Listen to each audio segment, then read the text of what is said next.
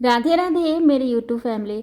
आज मैं आपको बिल्कुल ही ढाबा स्टाइल क्रिस्पी सा कुरकुरा सा आलू का पराठा बनाना सिखाऊंगी और बिल्कुल ही ये फटेगा नहीं, एकदम फूला फूला क्रिस्पी करारा तैयार होगा आपका आलू का पराठा बिल्कुल ही घर पर। आलू का पराठा कई तरीकों के साथ बनाया जाता है, जिसमें से एक आज मैं ढाबा स्टाइल आप सभी को बनाना सिखाऊंगी। सबसे पहले मैंने यहाँ पे लगभग आधा केजी ले लिया है गेहूं का आटा और इसमें मैं डालूंगी बिल्कुल थोड़ा सा नमक, थोड़ा सा मैंने कसूरी मेथी डाल दिया है और ये रहा थोड़ा मैंने मंगरेला डाला है और इसे हमेशा क्रश करके डालिएगा। थोड़ा सा अजवाइन मैंने डाला है और इसे भी थोड़ा सा क्रश करके डालेंगे। और यहाँ पर मैंने लिया है देसी घी। आप इसमें 1 चम्मच घी डाल लीजिएगा, लेकिन अगर आपके पास घी नहीं है, घी डालना नहीं चाहते हैं तो आप रिफाइंड डाल सकते हैं 1 चम्मच, बहुत ज़्यादा डालने की ज़रूरत नहीं है। ये मिलाने से क्या होगा कि हमारा जो पराठा है बहुत ही करारा बनकर तैयार होगा, बिल्कुल ही ढाबा जैसा। और घी डालने के बाद इस तरीके से आपको मसलना है, बहुत ही अच्छी तरीके से रब कर लीजिएगा। घी जो है सभी आटा में काफ़ी बढ़िया से मिक्स होना चाहिए, तभी आपका जो पराठा है वो क्रिस्पी बनेगा। और थोड़ा थोड़ा पानी डालकर आपको अच्छा सा डो तैयार कर लेना है। और ये ढाबा वाला जो पराठा होता है, इसका जो आटा गूंदा जाता है उसे हल्का सा टाइट लगाते हैं, पर ये जो आटा है वो अच्छी तरीके से भी गूंदा नहीं है। तो अभी क्या करेंगे, हल्का सा गूंद कर इसे कवर करके छोड़ देंगे। तब तक हम दूसरा तैयारी कर लेते हैं। यहाँ पर मैं आलू बहुत पहले ही उबालने के लिए रख दी थी, तो हमारा जो आलू है काफ़ी बढ़िया से उबल चुका है। तो अब इसका जो छिलका है उसे उतार लेंगे।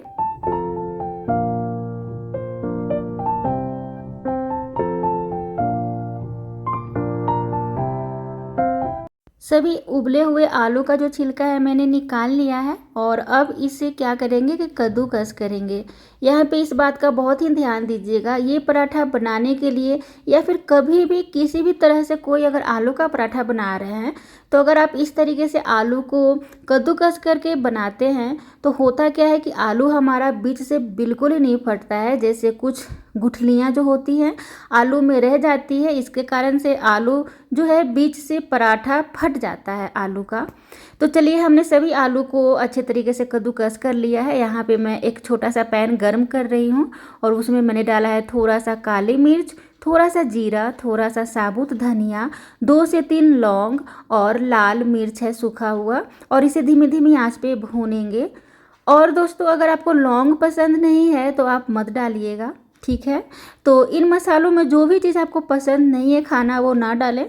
वैसे ये बहुत ही स्पाइसी बनाया जाता है, तो आप थोड़ा सा मिर्ची का मात्रा ज़्यादा बढ़ा सकते हैं। मसाले काफ़ी बढ़िया से भून चुके हैं, तो मैंने इसे छोटे से खलबट्टे में डाल दिया है और इसमें डाला है थोड़ा सा हींग, मतलब 2 चुटकी हींग डाला है, काला नमक डाला है और सफ़ेद नमक डाला है। 2 नमक डाला है मैंने, ध्यान दीजिएगा, काला भी और सफ़ेद भी।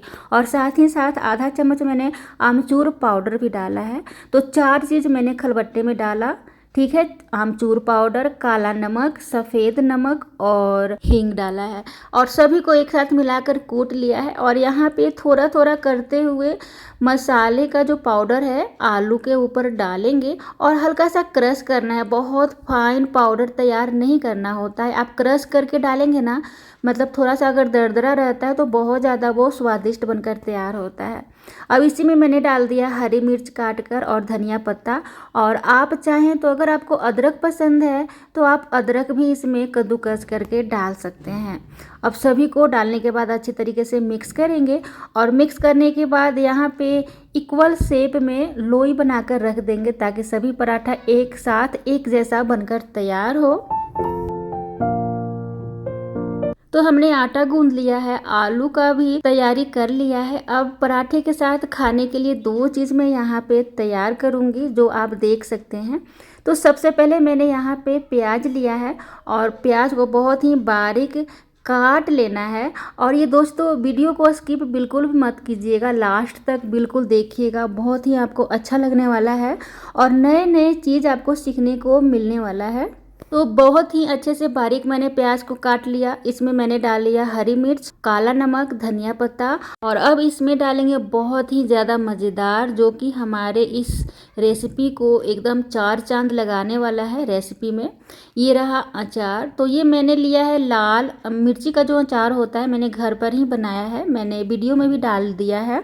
आप प्लेलिस्ट में देख सकते हैं लाल मिर्च का अचार, बहुत ही ज़्यादा टेस्टी बनकर तैयार होता है और ये बिल्कुल ही ख़राब नहीं होता है। किस तरीके से इसे रखते हैं वो भी मैंने अच्छे से सिखा दिया है। तो आधा चम्मच मैंने इसका मसाला डाल दिया है प्याज में और थोड़ा सा इसका तेल भी मैंने इसमें डाल दिया है और सभी को अच्छी तरीके से मिक्स करेंगे। आपके पास जिस चीज़ का अचार हो, जैसे आम का अचार हो, मिर्ची का अचार हो, कटहल का अचार है, जो भी अचार है वो वाला ना मसाला थोड़ा सा इसमें आप डालकर अच्छी तरीके से मिक्स करेंगे। और उसके बाद देखिए हमारा बहुत ही अच्छा सा चटपटा सा बनकर तैयार है सलाद प्याज का। बहुत ही ज़्यादा चटपटा तैयार होता है और आपके हर रेसिपी में ना 4 चांद लगाने वाला ये प्याज का चटपटा सलाद बनकर तैयार होता है। आप ज़रूर एक बार ट्राई करें। जो भी खाता है ना ये वाली रेसिपी हमारे हाथ से बहुत लोग पसंद करते हैं और हमसे दोबारा बनवाते हैं। अब यहाँ पे मैं चटनी बना रही हूँ, तो मूली का मैं चटनी बनाऊँगी। तो सबसे पहले मैंने धनिया पत्ता को इसके लिए अच्छी तरीके से धोकर बारीक काट लिया। उसके बाद यहाँ पर मैंने आधा मूली लिया है और उसका जो ऊपर का जो पतला वाला लेयर होता है ना छिलका, उसको मैंने हटा दिया है क्योंकि वो काफ़ी गंदा होता है, जल्दी वो साफ़ नहीं हो पाता है। उसके बाद मैंने उसे कद्दूकस कर लिया है। इसमें डाला है हरी वाली मिर्च अपने तीखा के अनुसार और डालेंगे इसमें लहसुन। तो लहसुन की कलियां थोड़ा सा ज़्यादा डालिएगा क्योंकि इसमें थोड़ा ज़्यादा डालने से ज़्यादा स्वाद बढ़ाता है जो लहसुन है। और इसे भी बारीक काट लेंगे। तो सभी चीज़ों को मैं बारीक क्यों काट रही हूँ, ताकि जो हमारा चटनी बने वो बहुत ही फाइन बनकर तैयार हो। थोड़ा सा पानी डालेंगे, अच्छे तरीके से इसका पेस्ट बना लेंगे। तो अब इसमें डालेंगे थोड़ा सा नींबू का रस डालेंगे, इससे काफ़ी चटपटा हमारा मूली का चटनी बनकर तैयार होता है। इसमें डालेंगे कच्चा सरसों तेल, ज़्यादा नहीं, 1 चम्मच या फिर आधा चम्मच डालेंगे और स्वाद अनुसार नमक। आप ये रेसिपी एक बार ज़रूर बनाकर ट्राई कीजिएगा, इतना ज़्यादा मज़ेदार चटाकेदार बनकर तैयार होता है। पराठों के साथ ये चटनी बहुत ही ज़्यादा मज़ेदार लगता है। तो चलिए हमारा चटनी भी बनकर तैयार है और प्याज का सलाद भी मैंने बना लिया चटपटा वाला मसाले वाला।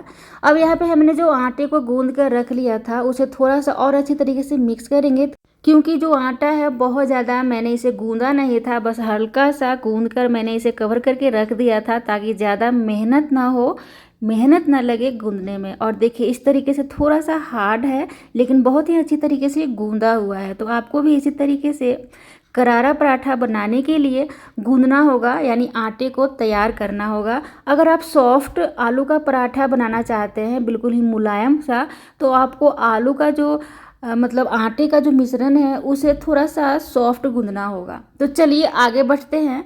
यहाँ पे मैंने लोई ले लिया है आटे का और इस तरीके से कटोरी जैसा शेप देंगे और आलू का जो हमने गोल सा लोई तैयार किया था इसमें भर देंगे।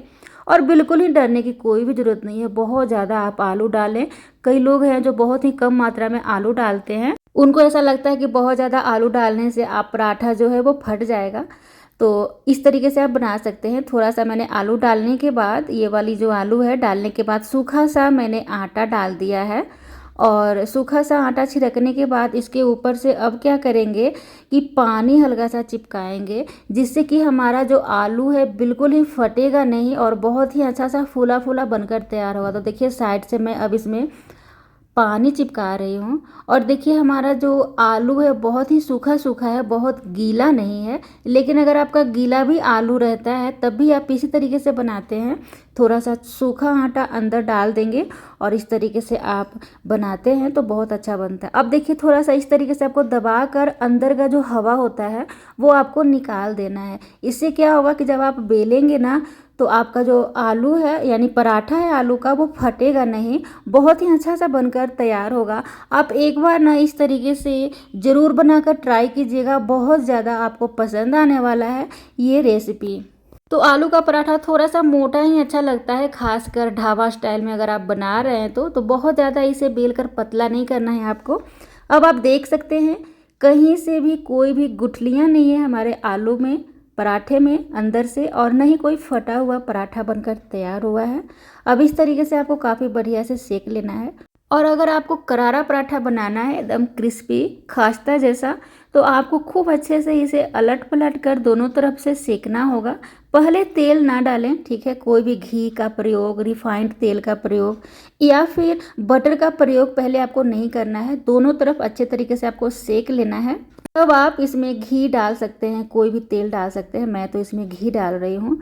लेकिन अगर आपको सॉफ्ट पराठा चाहिए तो आपको पहले ही घी या फिर तेल डालना होगा, मतलब थोड़ा सा अगर आप पराठा सेक लिए उसके बाद दोनों तरफ आपको तेल का प्रयोग करना है। लेकिन अगर आप करारा पराठा चाहते हैं तो आपको थोड़ा अच्छे से सेकना होगा दोनों तरफ से, फिर आप घी का प्रयोग कर सकते हैं। तो आप देख सकते हैं फूला फूला हमारा करारा आलू का पराठा बनकर तैयार हो रहा है। सभी पराठे को इसी तरीके से आपको कर लेना है। अब हमारा सारा पराठा तो यहाँ पे बन गया है। अब यहाँ पे हमने जो मूली का धनिया का चटनी तैयार कर लिया था उसे भी रख लेंगे। और प्याज, अचारी प्याज मैंने बनाया है अपने स्टाइल में। ये रेसिपी मेरी दादी बनाती थी तो मैंने सोचा आप सभी के साथ मैं शेयर करूं। और मैं पराठों के साथ ये वाली प्याज अचारी ज़रूर बनाती हूँ। तो हमारा पराठा काफ़ी गर्म है, आप देख सकते हैं अंदर से कितना बढ़िया ये भरा भरा आलू इसमें है और क्रिस्पी भी बहुत अच्छा से बनकर ये तैयार हुआ है, आप देख सकते हैं। वीडियो पसंद आया तो लाइक, सब्सक्राइब, हाइप ज़रूर कीजिएगा। राधे राधे।